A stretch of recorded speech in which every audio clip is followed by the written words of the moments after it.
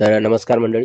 तर आज आपण इप्सन L3210 साठी ड्रायव्हर्स डाउनलोड करणार आहोत, इन्स्टॉल करणार आहोत. त्यासाठी सगळ्यात अगोदर गुगलवरती L3210 जे आहे डिव्हाइसचं नाव सर्च करायचं आहे आणि या ठिकाणी बघू शकता. सर्च केल्यानंतर पहिली जी लिंक येणार आहे L3210 त्यावरती क्लिक करायचे आणि त्यावरती क्लिक केल्यानंतर या ठिकाणी बघू शकता वेगवेगळे ऑप्शन जे आहे आपल्या समोर येत आहेत.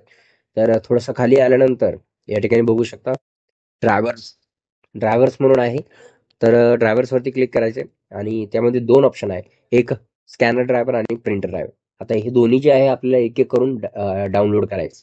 अशा पद्धतीने इंटरफेस आल्यानंतर ऍक्सेप्ट करायचंय. त्यानंतर हे डाउनलोड होतंय तोपर्यंत आपण दुसरं डाउनलोड करून घेऊया आणि त्यात सुद्धा आपल्याला जे आहे ऍक्सेप्ट वरती क्लिक करायचं. आता हे दोन्ही सुद्धा डाउनलोड होत आहेत आणि हे डाउनलोडिंगला थोडं वेळ घेतील आणि तुमच्या इंटरनेटनुसार. माझ्याकडे थोडंसं स्लो आहे असं वाटतंय, पण ठीक आहे, फास्ट होत आहे. तर अशा पद्धतीने जे आहे आपल्याला डाउनलोड करून घ्यायचं आहे. मित्रांनो, जर आता अजून जर तुम्ही या चॅनलला सबस्क्राईब केलेलं नसेल तर डाउनलोड होईपर्यंत तुम्ही सबस्क्राईब करून घ्या. तर तर डाउनलोड झालेले आहेत आणि एक एक करून जे आहे आपल्याला इन्स्टॉल करायचे. आता पहिल्या याच्यावरती मी क्लिक करतोय आणि ते इन्स्टॉल करून घेतोय. यावरती क्लिक केल्यानंतर तुमच्यासमोर येस आणि नोचा पॉपअप येईल. त्यावरती येस करायचे, कंटिन्यू करायचंय आणि त्यानंतर ओके, त्यानंतर इंग्लिश लँग्वेज ओके आणि इथं ॲग्री यावरती आपल्याला क्लिक करायचंय आणि ओके.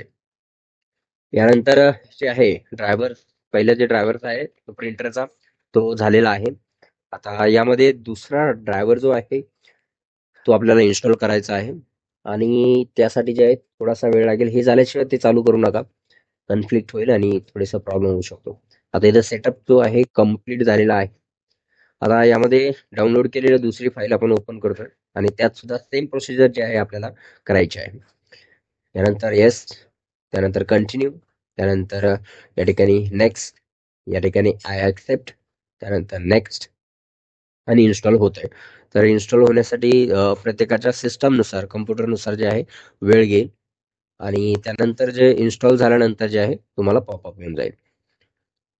तर अशा पद्धतीने जे आहे इन्स्टॉलिंग सुरू आहे आणि थोड्याच वेळात ओके झालेलं आहे, सक्सेसफुली झालंय. तर आता यामध्ये जे आहे आपण पूर्ण कंप्लीट केलेलं आहे इन्स्टॉलेशन.